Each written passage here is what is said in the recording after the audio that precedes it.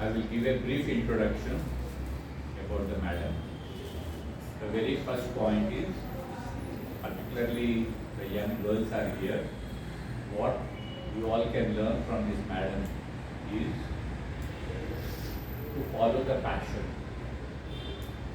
So to follow the passion is the privilege for the girls. That privilege is not with the boys, because boys have to necessarily earn their living for the family. But girls have an option even today. But if you follow the option, money also can come. But by following your passion, you can grow there. You can do wonders in your field. So Madam has done such wonders. She has done great wonders in Sanskrit. By learning Sanskrit, she cultivated the talent of learning more languages. So how many languages she learned? You can guess? 4, 5, 6, 7. She learned 8 to 10 languages. And why 8 to 10? Why not 8 or why not 10? Madam lost count of how many languages she learned. Count karna padega. That's the thing. The question is talent of learning language. That's a great thing. And she has taken a mission of spreading Sanskrit across the world. पूरा दुनिया में संस्कृत को फैलाने का है. That is the mission she has taken. So she has done, and for that she started with doing PhD. उसका PhD topic था Vedic psychology. Vedic psychology was her PhD topic. Then she has done a scholarship in a foreign country on mantra yoga. And she used to combine yoga with Sanskrit. For example, Yoga Shastra. She used to take lectures on Patanjali Yoga Shastra. Then she joined a research center in Bangalore on developing Sanskrit as a subject to teach. Then she joined IIT Kharagpur as a faculty for Sanskrit, for Indian history, Indian science history, and for French language. Madam teaches French also. And she has cultivated a particular kind of teaching Sanskrit that she makes it very interesting. So इतना interesting होएगा, people they like to learn Sanskrit even more than English. English सीखने के लिए उसके लिए सब लोग आगे आते हैं ना, लेकिन मैडम सिखाएंगे तो संस्कृत सीखने के लिए आएंगे लोग आगे. It's a very interesting way of teaching Sanskrit. और हम लोग सोचते हैं संस्कृत कठिन है. मैडम अगर उनके द्वारा सीखेंगे हमको मालूम पड़ेगा संस्कृत कितना इजी है. नॉट ओनली संस्कृत इजी, कोई भी भाषा सीखना एकदम इजी है. वो अपने आप को हमारा अंदर घुस जाता है. That's the talent of madam. Last point, ये टैलेंट में अभी जो भी बोला हूँ उसका प्रूफ चाहिए ना. उसका प्रूफ क्या है? मैं उसका प्रूफ दूँ. मैं 1 साल मैडम के साथ सीखा हूँ NPTEL course. Second year I became teacher because of madam. उनका ही टेक्निक्स में अप्लाई किया. जैसा दिखाते वही टेक्निक्स हम लोग कॉपी मार के सेकेंड ईयर में टीचर बन गया. करेक्ट. तो उसका क्रेडिट मैडम का है. So we have Rajeshwari madam. She is a retired bank officer. She is a great organizer. Actually, she is a potential protagonist for spreading Sanskrit. I am expecting Rajeshwari madam to become a great force to spread Sanskrit in Mumbai. Nothing is possible. Yes, yes. So over to Professor Anuradha madam. हम Anuradha madam का स्वागत करेंगे. अनुराधा जी हमारे senior student हैं. पुष्पगुच्छ से Anuradha madam का स्वागत करेंगे.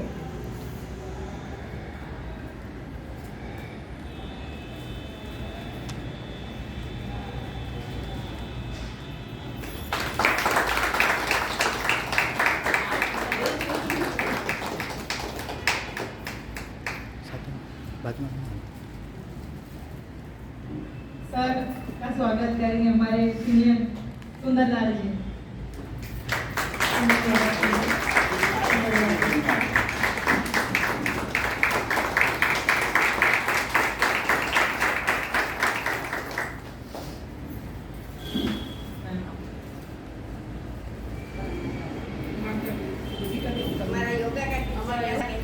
अब हमारे योगा मैम का स्वागत कर रहे हैं।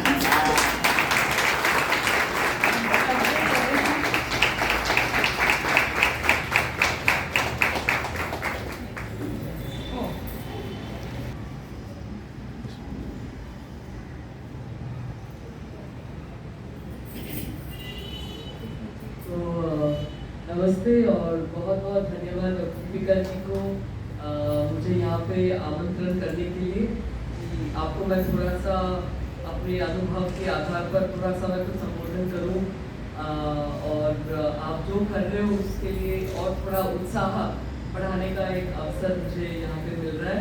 इसके लिए मैं बहुत बहुत धन्यवाद आपको बता रही मैम। इस सब के पीछे हाथ है हमेशा त्यागराजन जी का। वो आप जानते, आप लोग सब जानते हैं, आप माँ हैं तो आप भी जानते हैं कि प्यार से छोटे इंसान को भी बहुत बड़ा दिखाया जाता है।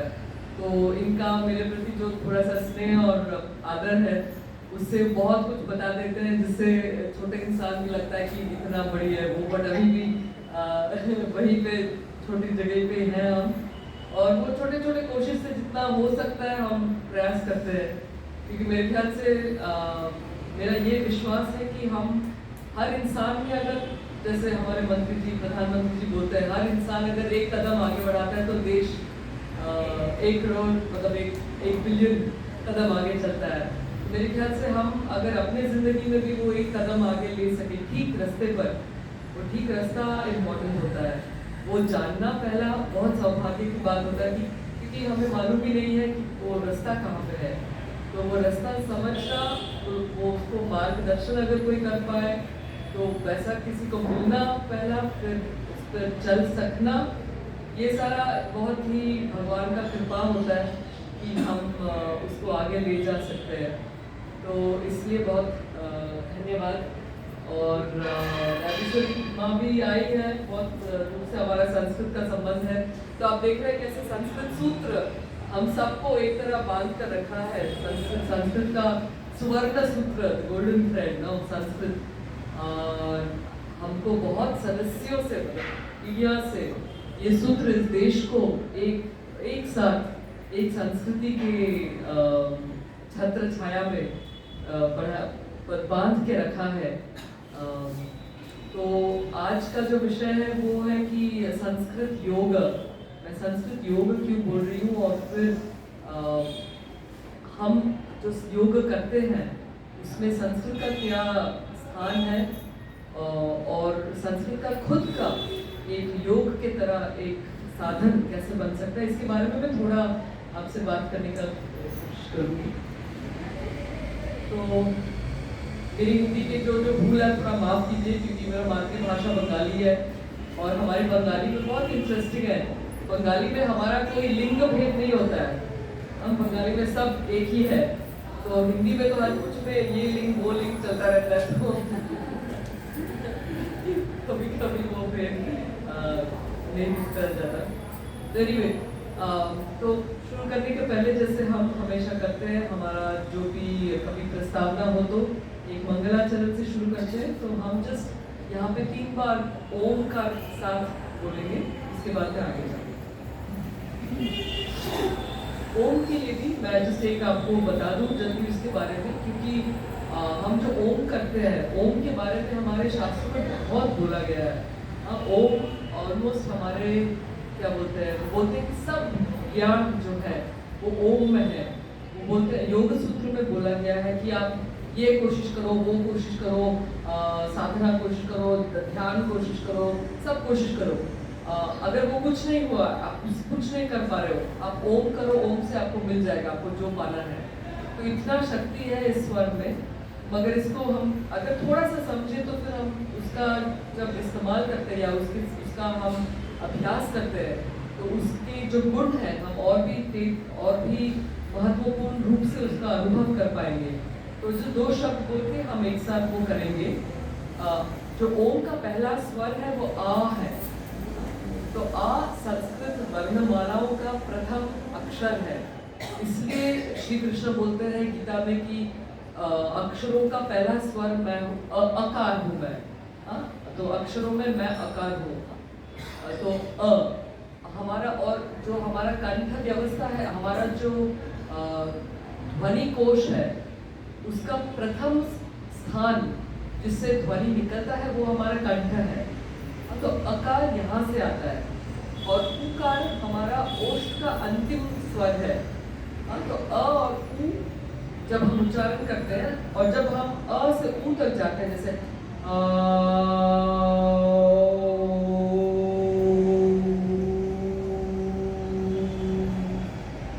तो जैसे हम अ से उ तक जाते हैं तो बीच का साउंड कौन सा होता है?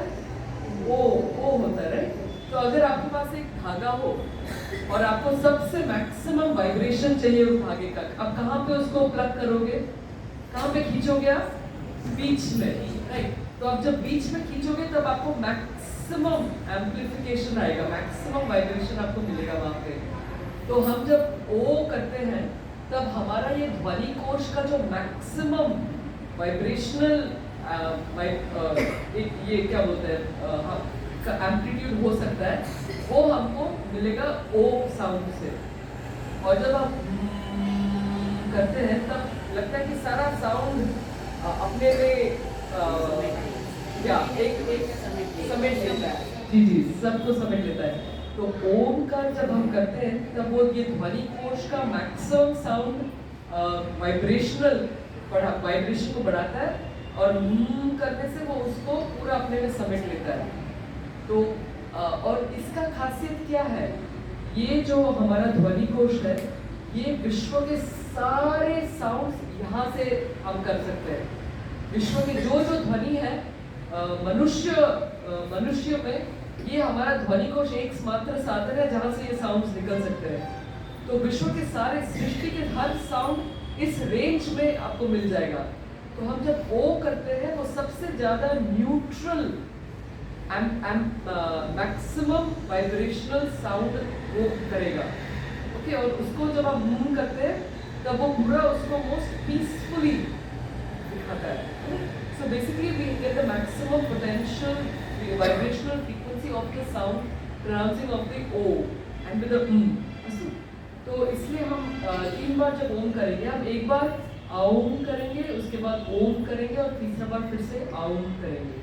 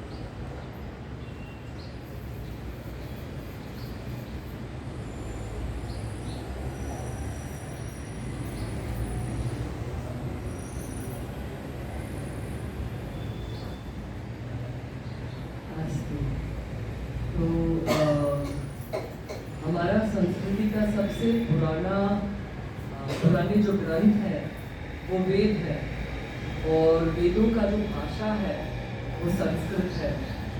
मगर ये भाषा का मतलब ही है कि ये that which is perfectly done। Sanskrit का मतलब ही सम्यक कृतम इति संस्कृतम।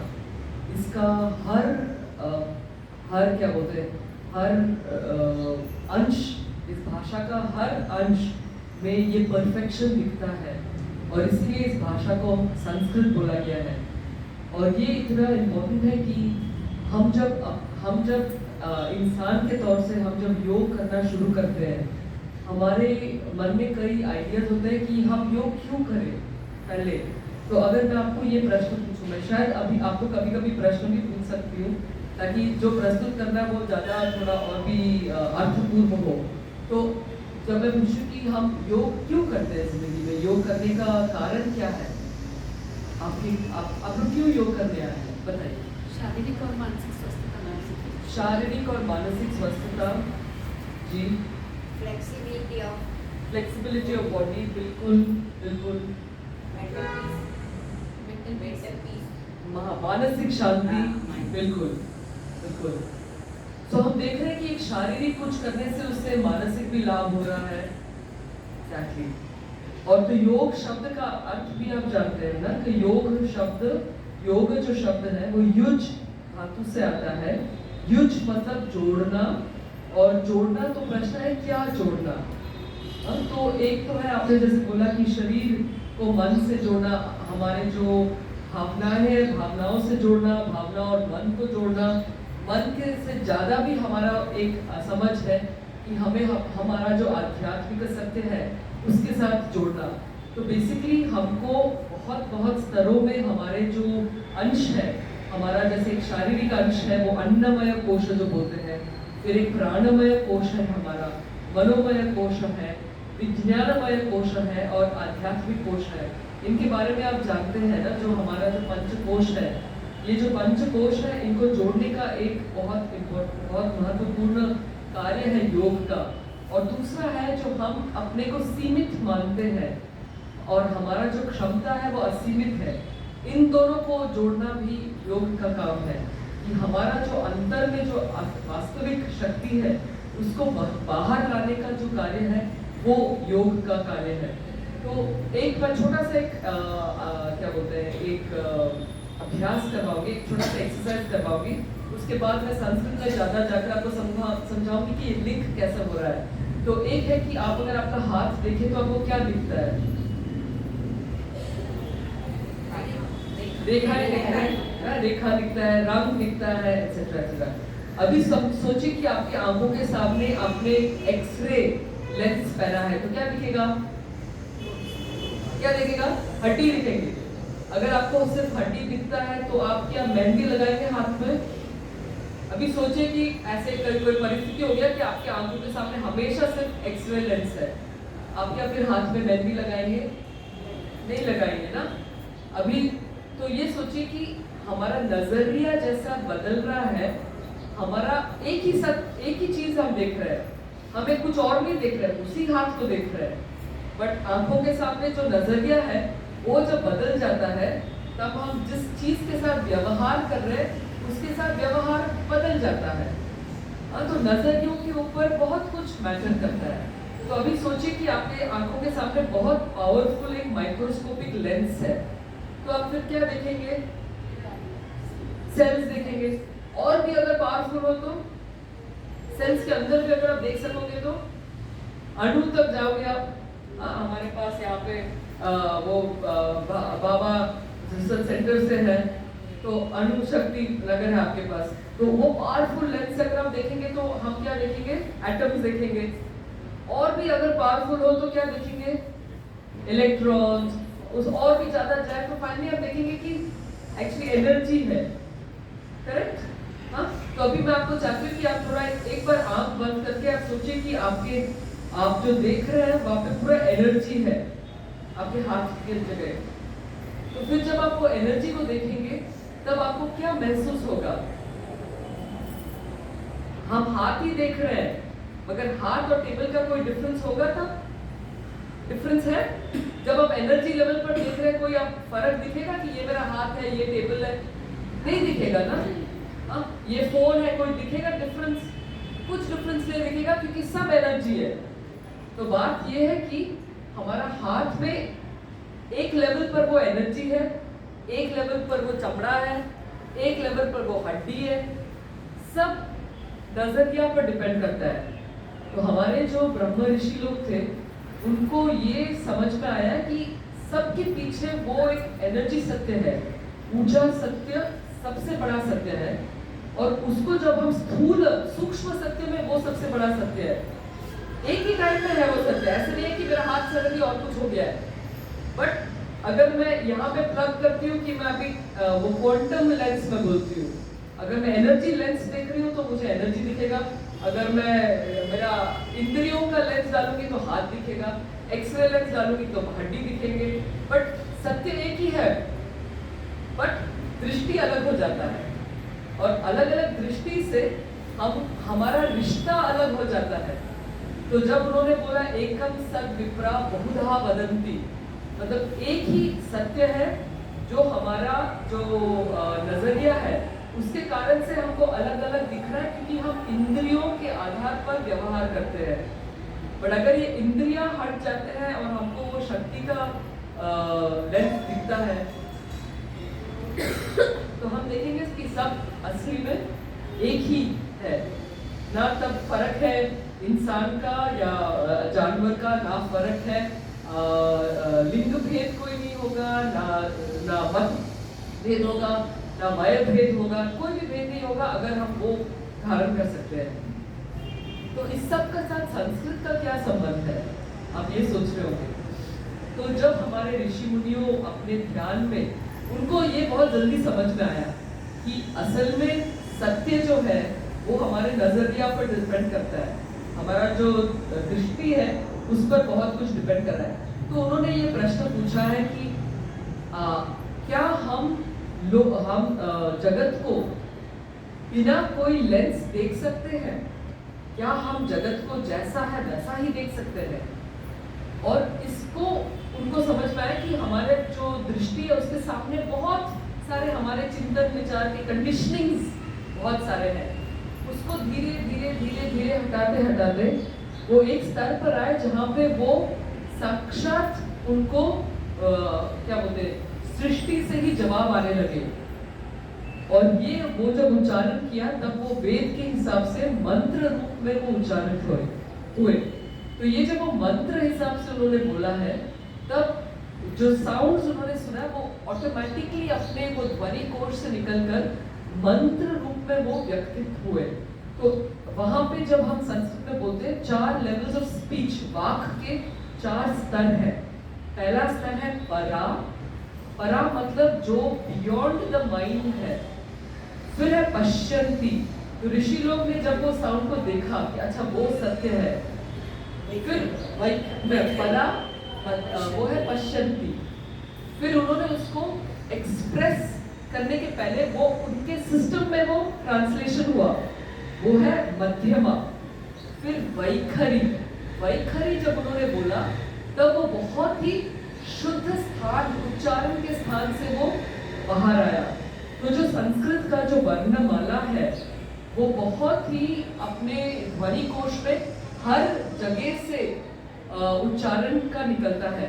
जैसे क ख ग, जैसे सारे जो हमारा 5 जगह उच्चारण है, कंठ है, तालु है, मूर्धा है, दंत्य है और ओष्ठ्य है।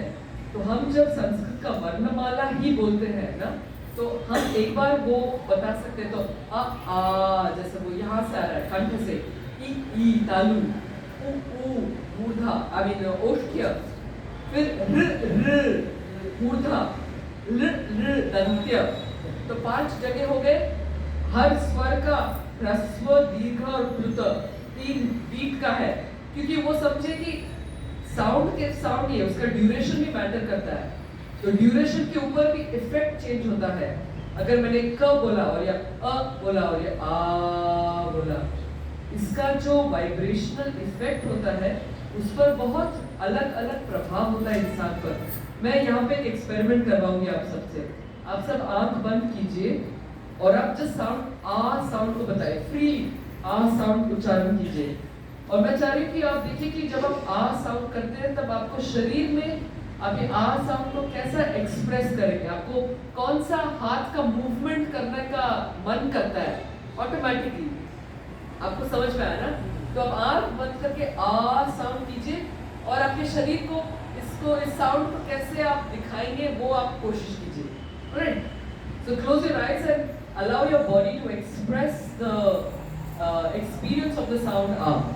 तो आंख बंद करिए और दीर्घ श्वास लेकर आ साउंड कीजिए।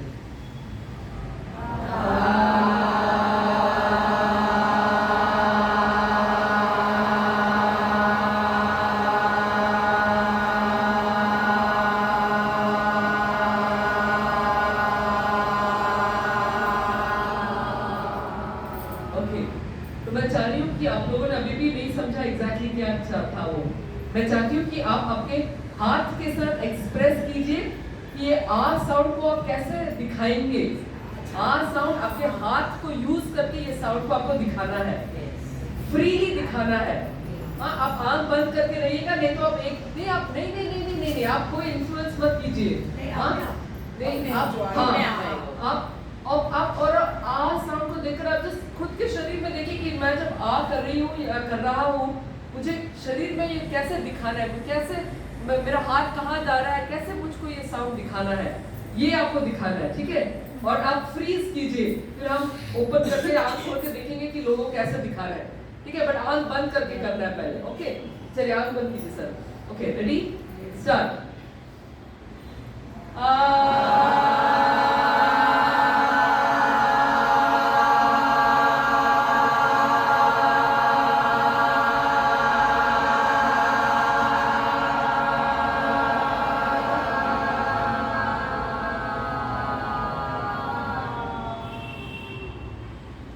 अच्छा देखिए, सबका तो बहुत इंटरेस्टिंग है। महाराष्ट्र में मैं मेरे ख्याल से जब सब गाते हैं तो वो एक ही हाथ से आ करते हैं ना, इसीलिए सबका कंडीशनिंग वो बन गया है। तो आ होता है तो एक हाथ से ही ऊपर ऐसा जाएगा। बट आप ये देखेंगे कि जब आपने आ किया, किसी ने अंदर की तरफ हाथ नहीं लिया। हाँ, आ जब करेंगे ऑटोमेटिकली आपका लगेगा कि खोलने का एक एक्शन होता है, क्योंकि हर साउंड का अपना ही एक वाइब्रेशनल क्वालिटी है। तो जो आ साउंड है उसका वाइब्रेशनल क्वालिटी है एब्सोल्यूट एक्सिस्टेंस। तो जितना आ साउंड आप फ्रीली करेंगे उतना आपका अंदर का जो आकाश है वो विस्तृत हो जाता है। इसीलिए मांडुक्य उपनिषद जो ओंकार पर जो मांडुक्य उपनिषद बहुत बात करता है, वो बोलता है कि जो आ साउंड को जो क्या बोलते हैं, जो मास्टर कर पाते हैं ना, आ साउंड को जो ठीक ठाक से कर पाते हैं, उसके जिंदगी में कभी कोई कमी नहीं रहेगी। क्योंकि अगर हमने आ को पूरा तरीके से किया, जैसे एब्सोल्यूट एक्सिस्टेंस, तो हमें वो पूर्णता का एहसास हो सकता है। जस्ट एक साउंड को अगर हमने मास्टर किया है ना, तो हमारा ये पूर्णता का अनुभव हो सकता है। ओके, अभी मैं आपको एक और थोड़ा सा इसी एक्सरसाइज का थोड़ा सा और एंगल दिखाऊंगी। ठीक है, अभी आप सोचिए कि आप अभी एक पहाड़ के ऊपर खड़े हैं और आपके आजू बाजू कोई नहीं है। ठीक है, और आप बड़े नहीं है, अडल्ट नहीं है, आप छोटे बच्चे हैं। ठीक है, और आप वहां पे ये आ साउंड कर रहे हैं अपने क्या बोलते हैं, जीवन के सुख को प्रकट करने के लिए। ठीक है, समझे? तो आपको अभी इमेजिन करना है। क्लियर है? क्लियर नहीं है? क्लियर है? ठीक है, क्लियर है? तो आपको ये विजुअलाइज करना है कि आप पहाड़ के ऊपर, आप सब आंख बंद कर दीजिए, आंख बंद करिए,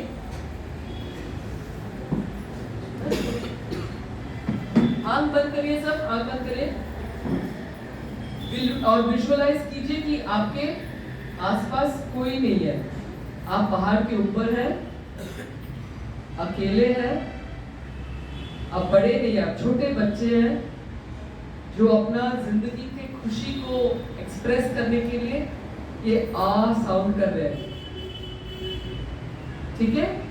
आपकी जिंदगी में कोई रिस्पॉन्सिबिलिटी नहीं है, छोटे बच्चे हैं और आप ये आ साउंड करेंगे।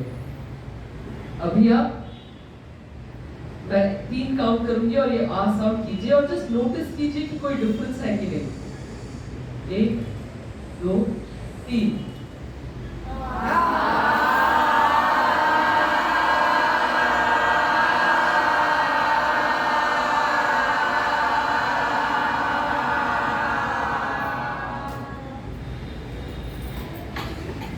बढ़िया, तो आपने मेरा पॉइंट को पूरा प्रमाणित किया कि जब मैंने ये बोला तब सबका आकार जो अंदर का आ है वो निकला और उसके साथ आपके मुंह में जो प्रसन्नता था वो भी निकला, इमीडिएटली उसको आप देख पाए। तो जस्ट ये समझना है कि हमारा जो अंदर का जो आकाश है वो हमारे जिंदगी के कंडीशनिंग के कारण से बहुत ही संकुचित हो जाता है और हम जितना संकुचित होते हैं, हमारे अंदर के आकाश को संकुचित करते हैं, उतना कम हमें स्वाभाविक सुख महसूस होता है, आनंद महसूस होता है। हम जितना अपने आप को मुक्त कर पाते हैं हमारे कंडीशनिंग से, जितना हम अपने अंदर वो बचपना को रख सकते हैं, उतना हम स्वाभाविक तौर से हम वो सुख को महसूस कर पाएंगे, वो आनंद को हम नेचुरली ही एक्सपीरियंस कर पाएंगे। और संस्कृत का ये महत्व है कि उसका जो हर अक्षर है वो हमारे ये अलग अलग स्थान से निकलता है। तो जो हमने स्वरों की बात की थी, उसके बाद जो व्यंजन स्वर है क ख ग घ ङ च छ ज झ ञ ट ठ ड ढ न त थ द ध न प फ ब भ म, ये जो ऑर्डर है, ये ऑर्डर है साउंड कैसे हमारे ध्वनि कोश से निकलता है। ये एक छोटा चीज नहीं है, विश्व में कोई भी ऐसा अल्फाबेट नहीं है जो इतना साइंटिफिकली डिजाइन है कि वो सिस्टमैटिकली साउंड कैसा बाहर आता है उसको फॉलो करके। इसका फायदा क्या है?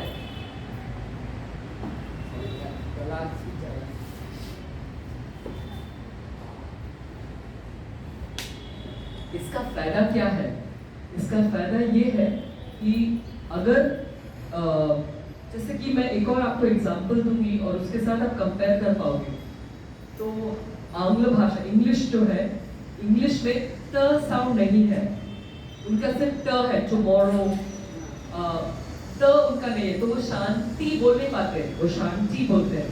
जो सिर्फ इंग्लिश में बात करते हैं ना, वो शांति बोलते हैं, क्योंकि उनका त है ही नहीं।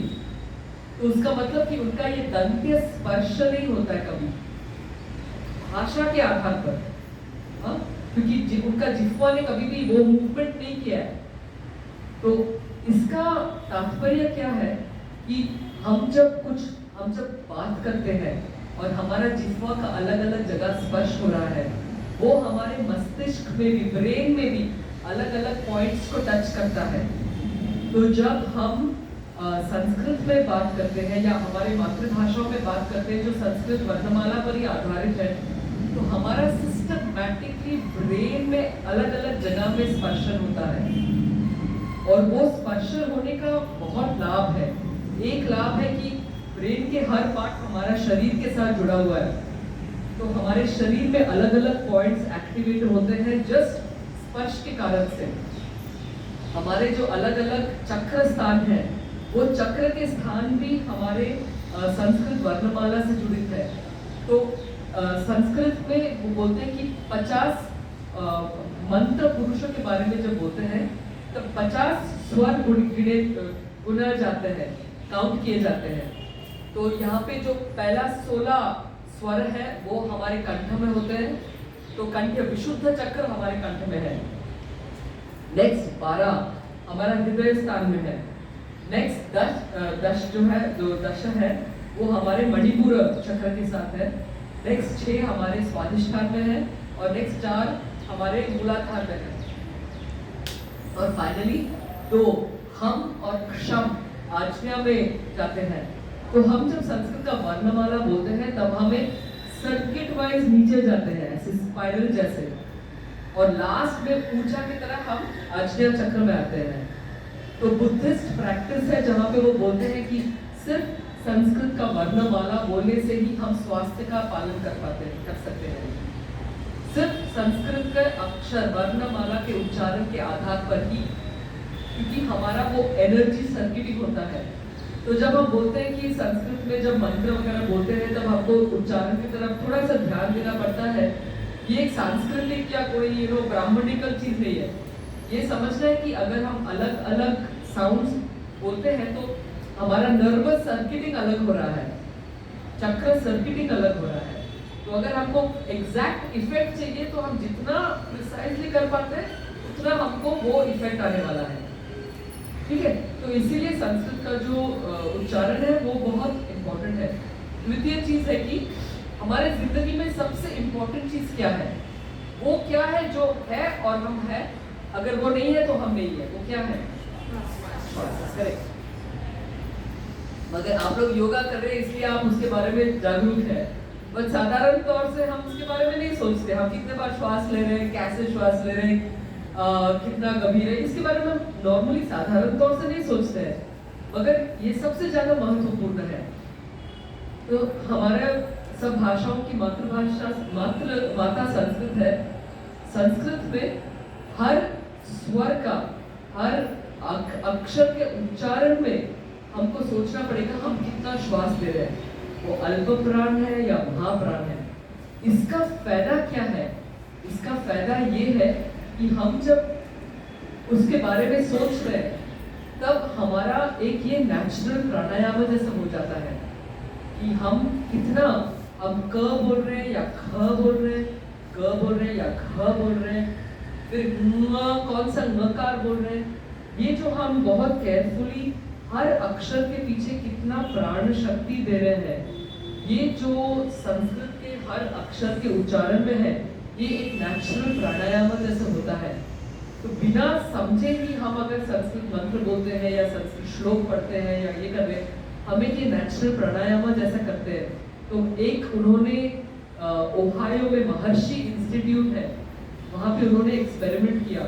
उन्होंने लोगों को संस्कृत में भगवत गीता को पढ़ने के लिए बोला, फिर उन्होंने ट्रांसलेशन पढ़ाया और उन्होंने एक और भाषा में ऐसे ही बात करने के लिए किया, और उन्होंने उनको ट्रांसेंडेंटल मेडिटेशन करवाया।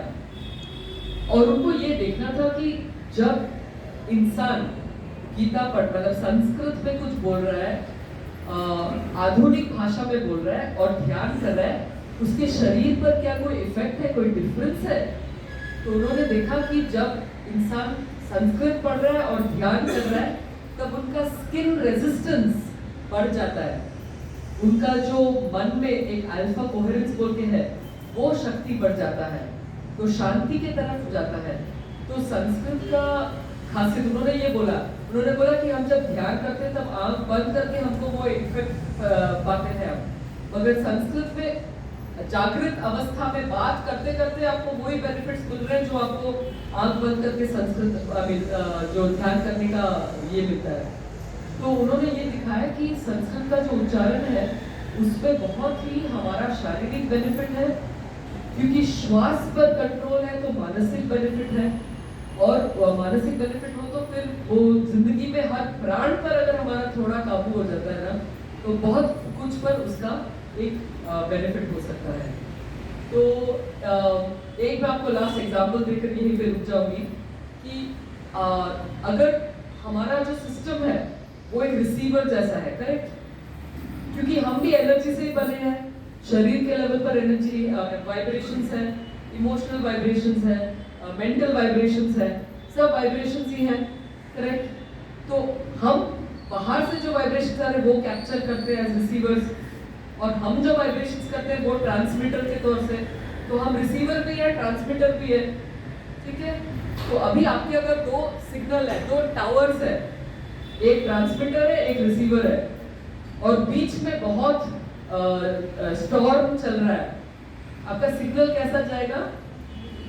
क्लियर सिग्नल जाएगा, डिस्टॉर्टेड सिग्नल जाएगा, करेक्ट। तो जितना बीच का जो हवा है वो शांत होता है, उतना क्लियरली रिसीव होता है, उतना क्लियरली ट्रांसमिशन भी होता है। तो हमारा जो सिस्टम है वो उसके अंदर बहुत सारा प्राण का मूवमेंट है, चलन है बहुत सारा, और वो बहुत आसान तरीके से विचलित हो जाता है। तो इसीलिए पतंजलि ने योग सूत्र में बोला है योगः चित्त वृत्ति निरोधः। जो वो वृत्ति है, वो वृत्ति के बहुत सारे कारण है। गंदे आपको निश्चित, आप सब हाँ हाँ हाँ बोल रहे हैं, सब बहुत परिचित शब्द लग रहे हैं आपको। हाँ बढ़िया बढ़िया बढ़िया, तो आप लोग तो जानते ही है ना वहाँ पे। तो यही है कि हम, और ये विचलित करने के लिए बहुत ही आसान है, क्योंकि हमारे जो इंद्रिय बाहर की तरफ जा रहा है। जब ये कुछ देखा है वो बहुत अच्छा है, पूरा अंदर विचलन, अभी उसको कैसे पा सकते हैं ये, क्योंकि दो वहाँ पे वो आपका वो 5वां सूत्र है मेरे ख्याल से, योग चित्तवृत्ति 5 प्रकार है वो। फिर वो क्लिष्ट अक्लिष्टाश्च, क्लिष्टा क्लिष्टा पंचतय्य वृत्तयः पंचतय्य क्लिष्टा क्लिष्टाश्च, 5 तरीके के वृत्ति है। मगर सबसे इम्पोर्टेंट है कि वो क्लिष्ट और अक्लिष्ट है। इसका अर्थ आपको समझ में आता है, ज्यादा क्लियर है। तो ये आपको, इसको आप अगर आप पकड़ सकते हैं ना, आपका जिंदगी को आप बहुत ही सहज बना सकते हैं। तो ये बोल रहा है कि हमारे जो वृत्ति मतलब, तो यहीं पे भी संस्कृत का महत्व है, क्योंकि वृत्ति वृत्त धातु से आता है। वृत्त मतलब that which goes circular and it's a movement, 2 meaning है। तो आप अगर हमारे थिंकिंग पैटर्न्स को देखेंगे ना, हम बोलते हैं पैटर्न्स क्योंकि वो बार बार एक ही टाइप ऑफ थिंकिंग आएगा, हम जाकर कहीं भी जाएगा फिर वापस उसी पॉइंट पर आ जाएगा। तो ये सर्कुलर है और डिस्टर्ब है। तो चित्त वृत्ति निरोध, ओके। तो ये वृत्ति का वो बोलते हैं कि 2 प्रकार के वृत्ति हो सकते हैं। एक है क्लिष्ट मतलब कॉम्प्लेक्स। कॉम्प्लेक्स का मतलब क्या है? अभी हमने सपोजिंग आंख बंद किया है और मैंने सुना है कि एक बेल बजा है। तो नॉर्मली क्या होता है, बेल बजने से क्या क्या हो जाता है? आपको अभी ध्यान करने के, मैंने बोला अभी आंख बंद करके ओमकार करो, अभी टिंग करके बेल आया, क्या होगा इमीडिएटली? हाँ। तो एक है कि इसको 2 प्रकार से हम सोच सकते हैं। एक है कि मन ने सुना, एक इंफॉर्मेशन तो है, इनपुट है, ठीक है, इनपुट है, बेल बजा। क्लिष्ट वृत्ति क्या है? कौन आया है? अच्छा अभी दूध वाले का आने का टाइम है, नहीं दूध वाला नहीं अभी तो घर पे अभी कौन है? अच्छा नहीं बोलो, अच्छा वो तो वहां पे होने वाला है। तो क्या हो रहा है? एक इनपुट 10 आउटपुट, क्लिष्ट वृत्ति। अक्लिष्ट वृत्ति, बेल बजाए समाप्त। बैक टू ध्यान। क्लिष्ट अक्लिष्ट वृत्ति। तो अभी इसको समझना इतना इम्पोर्टेंट है, क्योंकि जब हम बोलते हैं कि 1 इनपुट into 10 आउटपुट जब होता है, आप इमेजिन कीजिए ये सिर्फ बेल का था, हमारे 5 इंद्रियां हर टाइम ओपन है, फुल गेट ओपन। मन का तो बिग गेट हुए, आप समझ सकते हैं कितने इनपुट्स आ रहे हैं, उसके कितने आउटपुट्स होते होंगे। उस सब इन आउटपुट्स पर ये सिस्टम काम कर रहा है, प्रोसेसिंग चल रहा है, एक्टिव हो या सबकॉन्शियस हो, प्रोसेसिंग चल रहा है। तो हमारा सिस्टम में, अगर ये सिस्टम को हम कंप्यूटर जैसे या फोन जैसे, हमारे सारे एप्स ओपन है और सारे एक साथ चल रहे हैं, तो स्टोरेज का क्या होगा, काम कितना होगा, सिस्टम अच्छा चलेगा या स्लो चलेगा? स्लो चलेगा। तो क्लिष्ट, जितना क्लिष्ट वृत्ति है उतना सिस्टम स्लो चलेगा, उतना अनक्लियर फंक्शनिंग होगा। तो जैसे क्या होता है, हम अगर एक परिवार की बात की, रिश्ता ही हमारा बहुत ही इंपॉर्टेंट होता है। तो सपोजिंग किसने कुछ बोला, मे बी कल कुछ बोला था और थोड़ा अभी भी गुस्सा है, आज नया दिन है, उसने कुछ बोला, मन क्या बोलेगा? जरूर कल के बारे में जो बोला है उसके बारे में था, उसने उसको वहां पे मगर मे बी उस इंसान ने कंप्लीटली अलग सोच से वो बात बोला, बट क्योंकि हमारा बैकग्राउंड चल रहा है, प्रोसेसिंग चल रहा है, हम वो सुन भी नहीं पाएंगे कि आज क्या बोला है, अब कैसे बोला है। हम वो कल के हिसाब से लेकर उसको चलाते रहेंगे और आज का सत्य को हम मिस कर देंगे।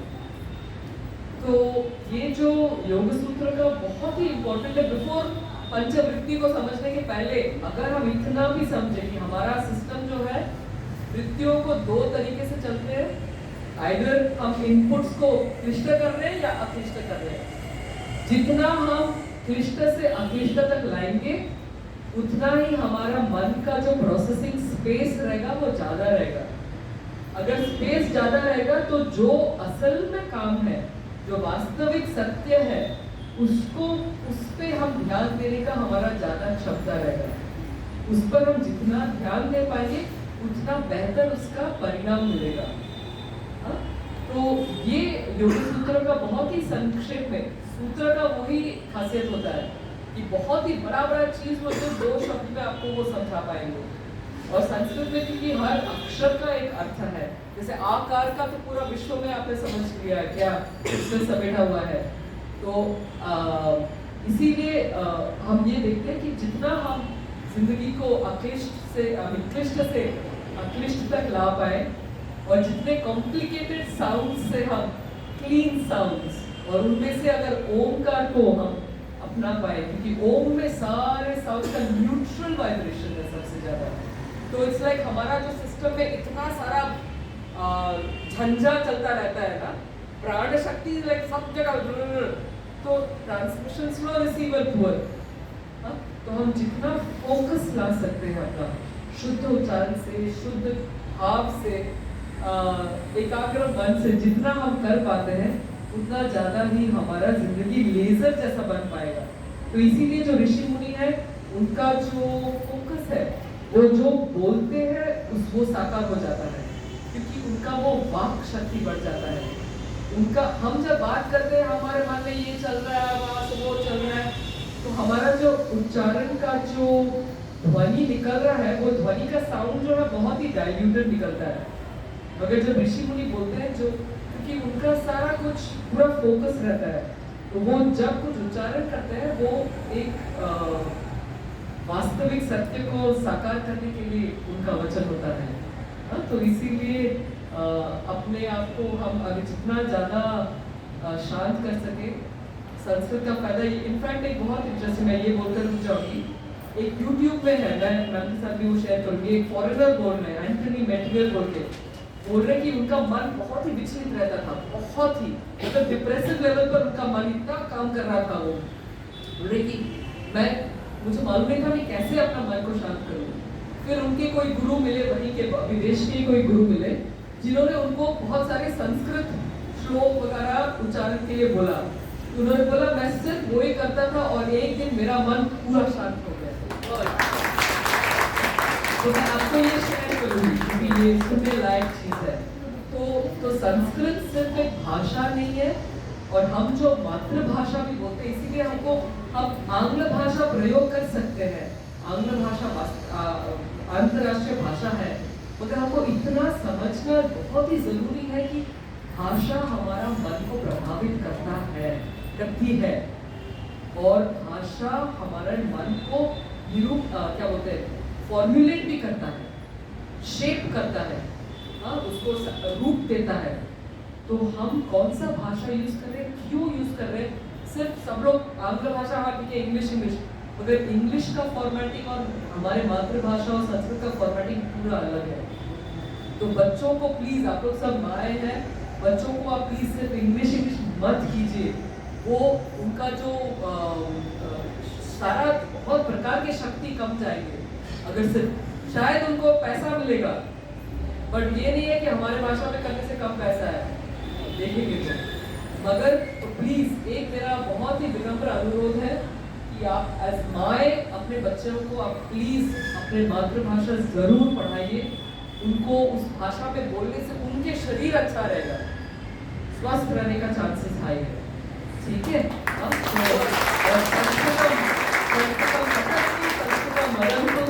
मम वत्सविनम्र प्रार्थना अस्ति। धन्यवाद।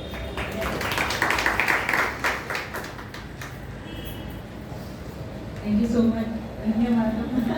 I also learn Sanskrit a little bit. I love Sanskrit. Though in school I got full marks in Sanskrit. And my father is retired judge at this time. My brother is judge. And my father was always used to tell me, no, you don't I want to become doctor, but he insists me to learn Sanskrit, to go ahead BA and MA in English with Sanskrit. Yeah. So when I come in contact with you and I called him and said कि पापा आप जो मुझे कह रहे थे, मुझे ऐसी एक व्यक्ति मिल गए जिन्होंने ये संस्कृत और इंग्लिश में वो आगे बढ़े हैं. और thank you so much ma'am. Can I just add something? मैंने तो अब तक जो बोला है, मैंने सिर्फ संस्कृत का ध्वनि शक्ति साउंड्स पर ही बोला है. मैंने तो उसके व्याकरण तक मैं भी नहीं गई. संस्कृत का व्याकरण इतना तीक्ष्ण है, इतना सूक्ष्म है. पूरा इफ दिस देन दैट, पूरा कंप्यूटर का लॉजिक आपको आ जाएगा. मतलब एक संस्कृत का अगर आपने बालकः गच्छति, ये 2 वर्ड सेंटेंस को अगर आपको उच्चारण करना है, आपके मन में मिनिमम 50 डिसीजंस आपको लेने पड़ेंगे. ब शब्द का उच्चारण के लिए, आ शब्द, ल, क, आह, जो आपका ये कर्ता है, ये करने के लिए कौन सा लिंग है, कौन सा पुरुष है, कौन सा विभक्ति है, कौन सा वचन है, ये सब डिसाइड करने के लिए, और गम धातु से कैसे गच्छति आता है, ये सारा प्रोसेसिंग के लिए मिनिमम 2 शब्द के सेंटेंस के लिए 50 डिसीजंस आपके मन को बनाना पड़ेगा. इतना जल्दी. तो जितना आप संस्कृत में वार्तालाप करने का क्षमता बढ़ाएंगे, जितना, तो एज ए योगा स्टूडेंट मैं आपको जरूर बोलूँगी कि प्लीज संस्कृत पढ़िएगा, क्योंकि जो मूल ग्रंथ है वो सब संस्कृत में है. और आप जितना उसको स्वयं पढ़ के स्वयं उसका अर्थबोध ले पाओगे ना, वो आपको कभी भी अनुवाद में नहीं मिलेगा. क्योंकि संस्कृत का ये भी शक्ति है कि वो स्वयं भू है. आप वो जब पढ़ोगे, आपके अंदर वो जो एक एक्सपीरियंस देगा उसी शब्द का, वो दूसरे आपका नेबर को शायद नहीं मिलेगा, क्योंकि आपका अंदर का मन चिंतन सर्वम अलग है. तो संस्कृत का जो व्याकरण है वो मन को बहुत तीक्ष्ण बना देता है. तो हर लेवल पर इस भाषा का जो क्षमता है हमको अंतर के साथ कनेक्ट करने के लिए, और वो शुद्धता के साथ करने के लिए बहुत कुछ बोलने का है. मगर इतना ही बोलकर मेरे ख्याल से आपको अगर थोड़ा भी मैंने प्रेरित करने का मैंने साहस किया, और मैं थोड़ा योग्य हूँ, प्लीज अगर आप योग क्षेत्र में हो, कृपया संस्कृत आप पढ़िएगा, थोड़ा सा भी हो. और संस्कृतेन संभाषणम अवश्यम कर्तुं प्रयत्नं कुर्वन्तु, तेन जीवनं परिवर्तनं भवितुम् अर्हति इति मम पूर्ण आश्वासनम् अस्ति. Thank you madam so much. Ma'am Sanskrit online भी सिखाते हैं, NPTEL की मैं लिंक भी ग्रुप में भेज दूंगी. आप उनसे डायरेक्टली संस्कृत सीख सकते हो. बेसिक, इंटरमीडिएट, एडवांस लेवल पूरे सब है, तो आप वो कर सकते हो. अब मैं कल्पना जी को अनुरोध करूंगी, हमारे मेडिकल ऑफिसर है मैम यहाँ के, उनका स्वागत करेंगे. She is doctor Varsha, medical officer.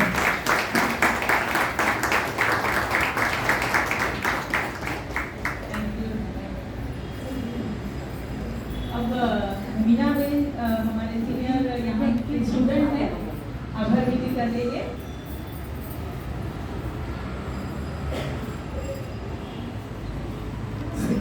जय स्वामीनारायण. अनुराधा मैम, डॉक्टर साहब आप यहाँ उपस्थित, राजेश्वरी मैम, आप सब यहाँ आए. हम सभी योग साधकों को इतनी अच्छी जानकारी दी. हमें तो पता भी नहीं था कि संस्कृत योग क्या होता है. इसका बेसिक नॉलेज आपने बहुत अच्छे से शॉर्ट में लेकिन बहुत अच्छे से समझाया. ऐसे ही गाइडेंस हमें मिलते रहे, हम आपके कांटेक्ट में रहेंगे. हमारी विदिका मैम के कारण ये सब हो पाया है. बहुत अच्छी पूरी टीचर है, हमें बहुत अच्छा सिखाती है, और हम सभी के तरफ से मैं आपका बहुत शुक्रिया अदा करती हूँ. आप आए, हमें जानकारी दी, हम बहुत खुश हुए. Thank you very much. आपका बहुत बहुत धन्यवाद. जय स्वामीनारायण. मिस्टर विशाल मेहता, वेलकम. वो भी आप पूरी कर लेंगे. He is IT professional and regular yoga student. Both husband wife. Here couples are there, man. So many couples come together. That's why you should do the spoken Yeah. Sanskrit. Yes. Because you're all couples here, you should do the spoken Sanskrit of Samskrita Bharati. Then you can practice with each other. So Samskrita Bharati has 10 days spoken Sanskrit track. In fact, in your class you can organize. You just contact Sanskrit Bharati local branch. They will come here, they will conduct a 10 days spoken. But 10 days continuously you have to give 2 hours. So any 10 days if you do, then it will happen here for your people. You can practice it and then you can keep building it up from there. So I will look forward, maybe someday we will get a Sanskrit PhD from here in Yoga Shastra.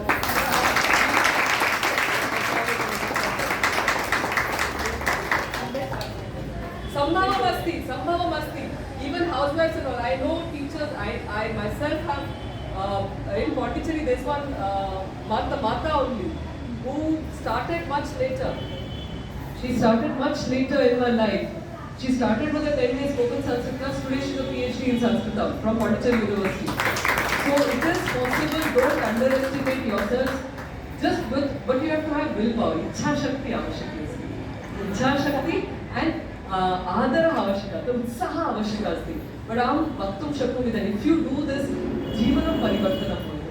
माने the joy of speaking Sanskrit, of discovering what is there in the Sanskrit language, what all is there in the Sanskrit is unparalleled. We are like a civilization which is sitting on this heap of wealth, of gold, and we are like very happy with chota here coins here and there. It's like that. There's so much. So kripaya, so PhD, at least 1 or 2 PhDs from this group. Not only the young ones. No, I'm also looking at all the senior matas here. Sambhava Masti. If you can dream of it, Sambhava Masti. Abdul Kalam ji Uktavan. It's the dream that will keep you awake. Astu.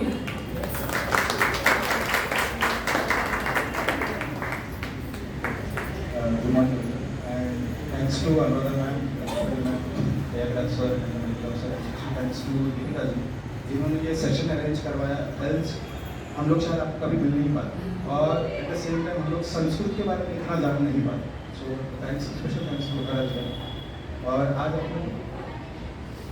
आज आपने जो brief किया हमको संस्कृत के बारे में, जैसे आपने बताया कि 5 कोशेस जो है वो 4 लेवल्स ऑफ स्पीच जो इतना इम्पोर्टेंट है. And the main thing is constitutivity and जो फोकस करने की, बिकॉज हर कोई यहाँ पे देखता है तो डिस्ट्रैक्टेड है. मॉम्स रहेगी तो वो अपने फैमिली इश्यूज में बच्चों को लेके उसको एजुकेशन को ग्रो करवाने के लिए, और अगर प्रोफेशनल्स रहेंगे तो प्रोफेशनल्स अपने अपने फील्ड को लेके, कंपटीशन को लेके कहीं ना कहीं सब डाइवर्टेड. तो वो फोकस करने के लिए और ग्रोथ करने के लिए ये 2 आपने जो बताया constitutivity and issue, that would be more helpful for everyone. और एक चीज़ उन्होंने बताया कि हम लोग जैसे फोकस करते हैं, इवन मैंने देखा मेरे फैमिलीज में बहुत से बच्चों को बोलते हैं कि इंग्लिश पे ज़्यादा फोकस करो, बिकॉज सोसाइटी में हर कोई इंग्लिश बोलता है तो हमको प्राउड फील होता है कि मेरा बच्चा भी इंग्लिश बोल रहा है. बट आइडियली उन्होंने ये बताया कि संस्कृत के फायदे क्या है. वर्बली तो आप बोलोगे संस्कृत, बट आपके साथ साथ मेंटल ग्रोथ के लिए भी संस्कृत बहुत अच्छा रोल प्ले करता है, which is not going to happen with English. शायद वो आपका सिर्फ सोसाइटी लेवल पे ठीक है, बट हम लोग ध्यान देते हैं कि अपना चाइल्ड हर लेवल पे ग्रो करना चाहिए. And Sanskrit is very helpful. I will just add, it's not that I'm against English. English भी सीखना है because it's the international language. तो English अच्छे से सीखना है. मगर अगर संस्कृत का अच्छा बेस हो, मेरा अनुभव है कि मेरे बहुत सारे भाषाएं जानती हूँ मैं और इजीली पकड़ सकती हूँ क्योंकि संस्कृत का बेस है. संस्कृत ब्रेन को वो ऑपरेटिंग सिस्टम बनाता है. वो ऑपरेटिंग सिस्टम, संस्कृत जो है हमारा ब्रेन को एक ऑपरेटिंग सिस्टम बनाता है. वो ऑपरेटिंग सिस्टम अगर अच्छा काम करता है वो कोई भी लैंग्वेज कैप्चर कर सकता है. ग्रामर कैप्चर कर सकता है, sounds of a language capture कर सकता है, उच्चारण कैप्चर कर सकता है, तो ये कंटेंट कैप्चर कर सकता है क्योंकि ब्रेन पावर शार्पर होता है. तो अगर ये फैकल्टी बिल्ड हो जाता है, मन का जो शक्ति है वो अगर तीक्ष्ण हो, कहीं भी आप इस्तेमाल कर सकते हो. तो संस्कृत वो मन का शक्ति को तीक्ष्ण करने का उसका क्षमता है. मन का, जिह्वा का, सबका शक्ति बढ़ाता है. तो बच्चों को आप अगर संस्कृत सिखाते हो, संस्कृत संभाषण सिखाते हो ना, मैं आपको बताऊंगी कि वो जरूर, ये आपको पूरा 2000% आश्वासन देकर बताऊंगी कि वो ब्रिलियंट, मतलब वो बहुत ही अच्छा कर पाएंगे.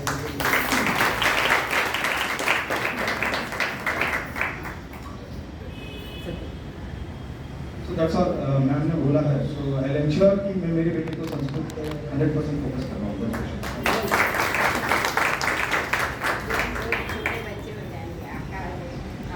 हाँ. Yeah. Which chant Shanti Mantra? I am only. हम शांति मंत्र के साथ क्लोज करेंगे। सर्वे भवन्तु सुखिनः, सर्वे सन्तु निरामया, सर्वे भद्राणि पश्यन्तु, मां कश्चित् दुःखभाग् भवेत्। बट मेरा इसका थोड़ा सा अलग तरीके से हम करेंगे, आपका रेगुलर नहीं करेंगे ये। तो इसको हम थोड़ा भारतीय डांस के साथ करेंगे, ठीक है?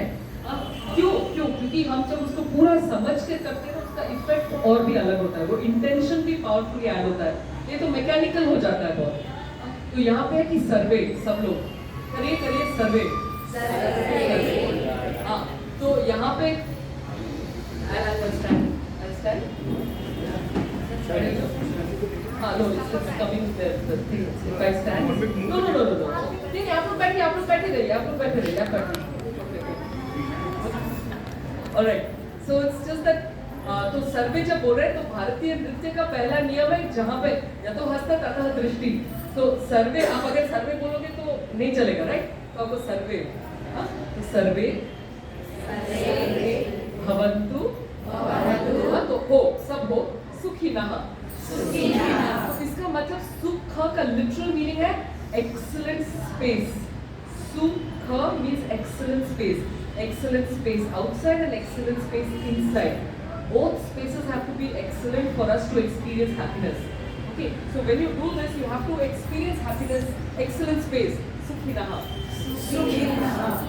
So you can't do Sukhinah lagar.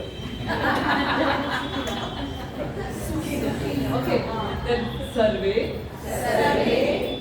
Do the other hand. So भारतीय नृत्य में दो हाथ यूज करते हैं because right side of the brain gets used and the left side of the brain gets used. Okay, it's very scientific data.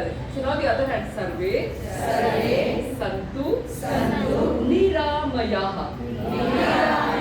Without any disease. So you take out all the crinkles from your aura. Niramayah. Sarve भद्र means अच्छा, वो आप दिखा नहीं सकते, तो आंखों से दिखाना है। भद्राणि पश्यन्तु मां कश्चित् दुःखभाग् भवेत्। किसी को कोई दुख नहीं होना चाहिए। So you end up smiling. Om Shanti Shanti Shanti. 3 levels of peace: Adi Bhautika, Adi Daivika and Adhyatmika. Okay, so 3 levels of peace हमको लाना है। तो जब हम शांति बोलते हैं कभी भी ये रिचुअल जैसा मत कीजिए, शांति शांति शांति करके आओगे खत्म, अभी चलो कि नहीं जाना है। नहीं, shanti is a very powerful word क्योंकि वो असली में वो पीस हमको 3 शांति जब बोलते हैं तब एक पीस का ब्लॉक जैसे हम बन सकते हैं। तो शांति शांति शांति। तो फ्रैक्शन के लिए 0 डिस्टर्बेंस इन द सिस्टम होना चाहिए, ठीक है? और ये जो मंत्र है ये सिर्फ एक शुभेच्छा का मंत्र नहीं है, सब ठीक रहो सब और मैं कुछ भी करूंगी, नहीं, ये एक दायित्वपूर्ण एक शांति मंत्र है। जब मैं बोल रही हूँ कि सर्वे भवन्तु सुखिनः, उसका फर्स्ट रिस्पॉन्सिबिलिटी है कि मैं स्वयं सुखी रहूं, मतलब मैं स्वयं अपने स्पेसेस को मैं एक्सीलेंट बनाऊं एज अ रिस्पॉन्सिबिलिटी। क्योंकि I can say everybody be happy and I am all the time, वो नहीं चलेगा, राइट? अगर मैं चाहती हूँ कि मेरे जो आसपास हो वो अच्छे, उनका अच्छा स्पेस हो, तो मुझे अच्छा स्पेस बनाना है। सेकंड, सर्वे सन्तु निरामयाः। ये कोरोना से अच्छा कोई टीचर नहीं है। अगर सबको हेल्दी रहना है तो खुद को हेल्दी भी रहने का है। तो सर्वे भद्राणि पश्यन्तु, अगर हर इंसान को अच्छा देखना है उसका मतलब है कि हर इंसान को अच्छा करना है। तो अगर मैंने अच्छा किया तो एटलीस्ट मेरे जो आसपास है वो अच्छा देख पाएंगे। ये मेरे हाथ में है, मेरे हाथ में नहीं है कि आप अच्छा करो, मेरे हाथ में कि मैं अच्छा करूं, तो आप एटलीस्ट अच्छा देख पाओगे। उससे मिरर न्यूरॉन बहुत कुछ होता है, दूसरे का भी वो इफेक्ट होता है। हम जो देखते हैं वो हमारे मन में रिपीट होता है, वो हम करते हैं, बहुत कुछ रहता है। इसीलिए आज के जो सीरियल्स है वो जितना कम देखे उतना शांति जाता है। वो अलग बात है। तो सर्वे भद्राणि पश्यन्तु मां कश्चित् दुःखभाग्। तो सुख मतलब अच्छा स्पेस, दुःख मतलब बेकार स्पेस। तो कोई किसी का वो बैड स्पेस ना हो, वो शांति शांति। चलिए साथ करेंगे और हाथ के साथ एक्शन के साथ करेंगे। खड़े नहीं, बैठ के। ओ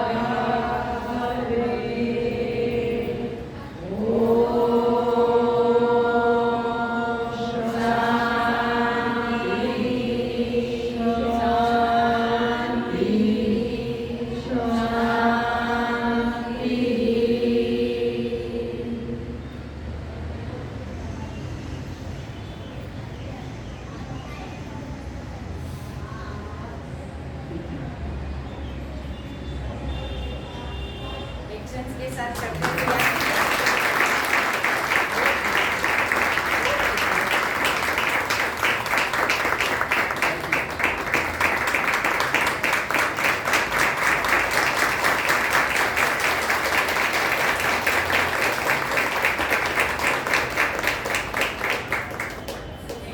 We'll give ma'am standing ovation. Thank you. It's unbelievable.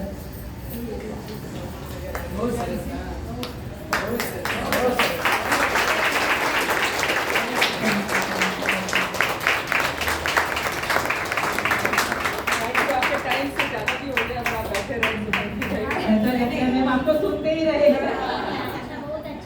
और नेक्स्ट टाइम ज़्यादा टाइम हम लोग देना हाँ, next time we'll plan.